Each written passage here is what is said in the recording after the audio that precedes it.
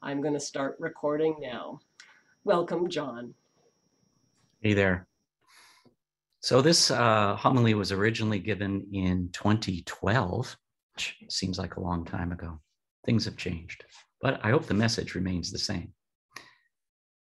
I was not raised by or with animals. My siblings were much older than I, and my mother came to the point where she had no illusions left that her children would follow through on taking care of pets. Many years later, as an adult, my life with animals began with our cats, Pookie and Sam, or what Evan as a child called Poopy and Dam. Illness notwithstanding, they generally took care of themselves, and I was quite comfortable thinking ill of dog owners who told me that their companion normally doesn't do that. For today's homily, I want to take you on a brief but hopefully intriguing spiritual journey that begins with the innocent offer to puppy walk a guide dog in training and led to that and so very much more. According to Wikipedia, the domestic dog is a subspecies of the gray wolf and was domesticated about 15,000 years ago. However, most breeds of dogs are at most a few hundred years old, a product of selective breeding. Anthropological discussions of how dogs and humans started a relationship stresses a symbiotic partnership whereby humans provided advantages such as more reliable food, and the dogs took care of scraps, provided warmth, and functioned as an alarm. An Australian Aboriginal expression, 3-dog night, for example, refers to an exceptionally cold night. There's also a popular Facebook meme saying, well, what could go wrong if I hung with these cavemen? Over time, the dog's role as a pet evolved, both as a commodity and as part of a broadening concept of the family, as in including, in many cases, a dog. They increasingly moved from outside to inside the house. The commodity aspect extends to the bizarre, like dog perfumes, therapists, spas, and pet cemeteries. As Wikipedia puts it, dog training became a high-profile issue as, quote, many normal dog behaviors such as barking, jumping up, digging, rolling in dung, fighting, and urine marking became increasingly incompatible with the new role of pet dog. Working roles for dogs include guiding, herding livestock, hunting, rodent control, guarding, and detecting substances like explosives and drugs, and pulling loads, all in addition to their roles as companions. Dogs that help out humans are usually referred to as working dogs. Guide dogs and service dogs are our main focus today. They can assist with sight, hearing, and can sense rising stress levels. Some dogs who work with people with epilepsy, for example, can alert their user to an impending seizure. My favorite example is a dog trained for use with a veteran with PTSD. When the dog senses rising stress levels, he will take up a rear guard position pointing away from the user's back to help bring their stress levels down. The dog has their six. Beyond specifically trained dogs, research has shown more generalized benefits of dog and cat companionship in promoting physical health and psychological well-being, with increased exercise being a prominent factor in that. In the presence of a pet dog, presumably a happy one, people show reductions in anxiety, and dogs seem quite capable of empathy. As Gandhi said, the greatness of a nation and its moral progress can be judged by the way its animals are treated. As I mentioned, our journey with dogs began with the suggestion that we should house a guide dog puppy from Canadian Guide Dogs. After we checked out, we received a black lab called Emira, or what we were told was Old German for fearless leader. I have not found a German of any age who recognizes that name. Having a dog, particularly a larger dog, was an adjustment. There was, first there is what seems like chaos as the dog settles into your home. And then there is the sheer quantity and variety of effluent produced by a larger dog, including the mind-numbing flatulence. The food drive in a lab is all-consuming, and we too had the usual stories of retooling our dinner parties after food disappears. For puppy walkers, the term used for volunteers who house the dogs during the early years, there's a desire to do it right and to have their dog pass. However, only 40 to 50% of these animals go on to pass and become working dogs. This, like the achievements of human children, occurs for a range of reasons, but this does not prevent the parent, in both cases, from feeling a probably inflated sense of responsibility for all aspects of development. Anyway, the dog was here now. There were rules: never off lead, no fetch, no tug of war, no food rewards, and so forth as part of the overall plan for training a guide dog. In our early relationship, a systematic behavioral conditioning program permitted Amira to manage our behavior quite effectively. I, for one, was dragged across a range of boulevards while spewing a series of completely pointless commands. 2 points for the wolf, 0 for the monkey. Later, when we took on the role of providing respite for other puppy walkers, I learned to recognize the signs of the guide dog puppy being brought for a stay. First, there was the scrabbling sound on the porch. Looking through the glass in the door, there would not be a person visible. But once the door was opened, there would be the puppy walker in the classic tripod position. 2 legs set wide apart, eyes with a desperate look, both hands on the leash, animal, dog frantic to get in, and yes, the puppy walker spewing a series of pointless commands. I confess at these points, my hand on the door beholding this scene, I sometimes wavered in my Unitarian principles before embracing the chaos and welcoming them in. As a guide dog puppy, we took Amira on long walks 3 times a day. It was kind of a holy mission. But just like looking up from your feet while you walk shows you a broader world, it was the same with these walks. A favorite route was the Lieutenant Governor's residence and the surrounding grounds. And there was always something different with the passing of the seasons. Flora changed, fauna changed, different smells, different lights.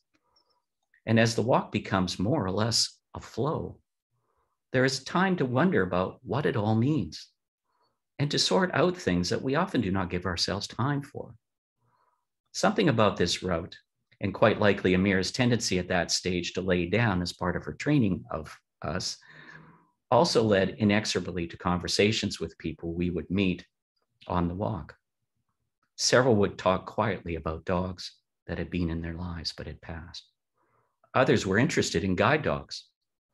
For others, I sometimes wondered if Amira liked tattoos, or perhaps thought that somebody who looked like they could kill their own food with their bare hands might be a good prospect for a treat. They also talked about the dogs in their lives. As the walks flowed better, I could introduce listening to podcasts on a variety of topics as we walked, comedy and more somber podcasts. I discovered as part of this that if you want the sidewalk, mostly to yourself, walk a large dog, laugh or cry sporadically, seemingly in response to nothing, and then make eye contact. My favorite memory, and one of my favorite memories in general of walking Amira as a guide dog puppy, was putting on her jacket, identifying her as a guide dog in training, and going into different settings like coffee shops or stores. Under BC law, a working guide dog must be permitted access, but this law does not extend, or did not extend at that time, to guide dogs in training. So the ritual was to ask someone there for permission. The script was, I have a guide dog in training, may I bring her in? This was never refused. But more than that, neutral, happy, bored, and irritable shop clerks alike would process the question. Their face would show an array of micro expressions. And with a mild excitement, the most common response was, with minimal hesitation, of course. Of course. I've always seen this interaction as a freeing of the inner altruist and as a natural expression of attachment to others' well-being. It makes you wonder how to tap into it more often. Sarah and the trainers who visited would take Amira into places like Thrifties to get her used to the equipment that is at dog height, and to train her not to help herself to food. On one trip, Amira made a good swing through Thrifties, after which it was noticed that there was a certified 100% organic sticker on the end of her nose. This seemed quite accurate, although it suggested that perhaps more work needed to be done. Eventually, the time came for Amira to complete her training as a guide dog in Ottawa. This was a pilot program trying out dogs in Victoria, but also bringing trainers from Ottawa and sending the dogs for their final training back to Ottawa. It didn't work in the end, but we were part of it. And we left her on the tarmac awaiting her plane ride. It was quiet in the car on the way home. As time passed, we got Soleil, a rescue beagle cross, who was missing teeth and was highly reactive to other dogs. Taking her to training sessions at the basement of the Unitarian Orthodox Church, she was so loud and reactive that through another slow conditioning process, we ended up isolated behind a door in the surprisingly spacious washroom and cloak area. Two Unitarian psychologists partitioned away in the basement of an Orthodox church. It's a great image. Soleil improved over time, and it was remarkable to see her play a role as a therapy dog, standing calmly next to very fragile clients and friends who, like her, had also had difficult lives. We received report cards on Amira's progress across the 8 months of her training in Ottawa, and could not help but notice a subtext that she was very skilled at playing, but not so much with working. Eventually, we received the news that she had failed her training and was being offered to us, an offer that, for a variety of reasons, prominent among them children, could not be refused. I will never forget the final assessment for why she had failed. It went this way: low willingness and high self-interest. Low willingness and high self-interest. Why did we empty Riverview into East Hastings? Low willingness and high self-interest. Why is mental health underfunded? Low willingness and high self-interest. Why Iran but not Syria? Why Iraq at all? See, the breadth of social issues that this assessment can be applied to is vast. And I think it fits perfectly with the environmental movement.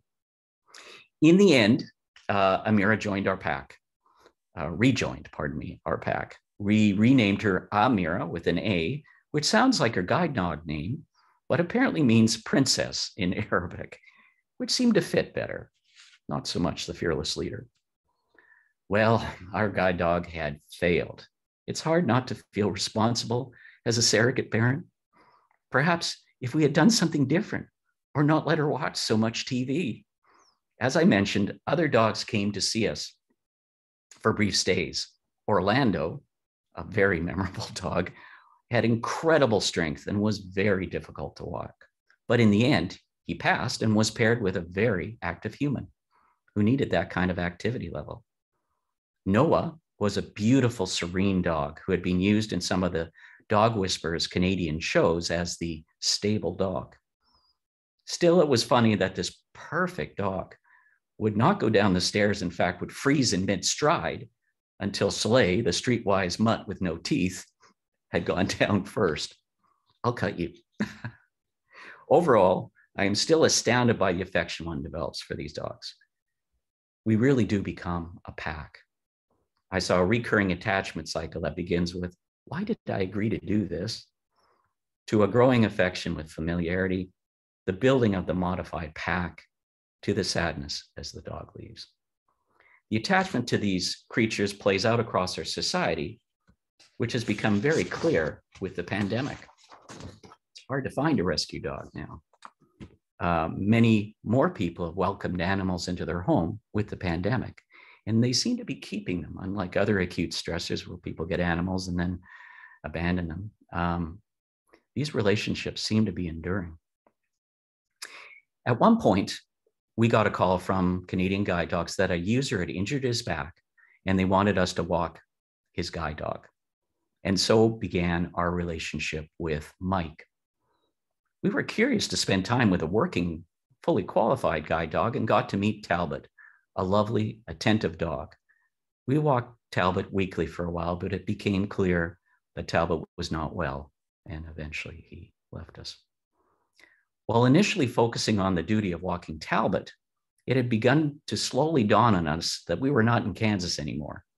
Mike was a compelling man in so many ways, and we were building an attachment that would become increasingly important to us. What was immediately clear was that he was tenaciously proactive.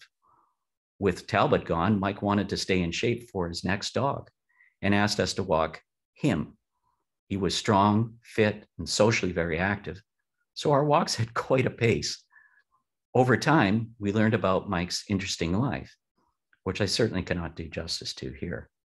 Mike came from a family of sugar barons in the Ukraine, became a surveyor, was a sergeant in the Canadian Forces, and landed at Juno Beach during D-Day. We greatly enjoyed our walks and talked about a range of topics, and also got to see visual impairment from the street level. First off, it turned out that I was kind of a dicey guide dog. I had high willingness, but dodgy spatial skills and focus of attention. Mike was very gracious about being led into things, and I learned to appreciate guide dogs even more. What we also saw from the ground level was the impact of the urban obstacle course of cars parked across walkways, disappearing sidewalks, untrimmed hedges, and so forth. The auditory feedback chirps on lights were helpful, but not completely deployed. Curbs were present in some cases, but not in others.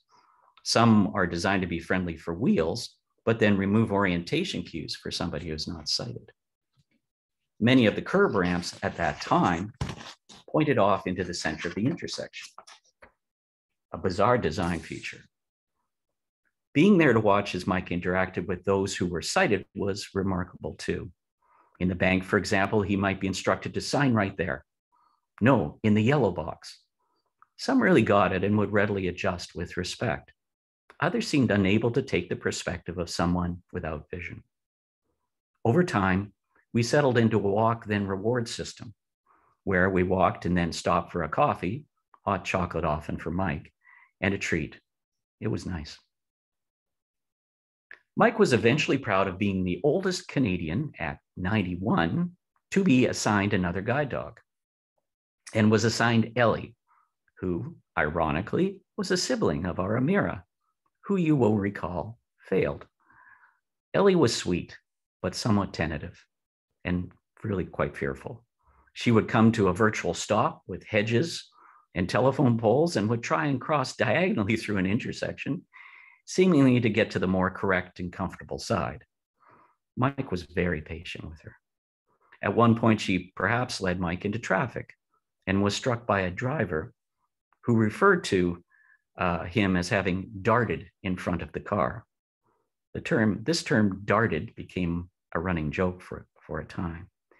We visited Mike in hospital and made sure that his stash of wine was fully charged as he convalesced.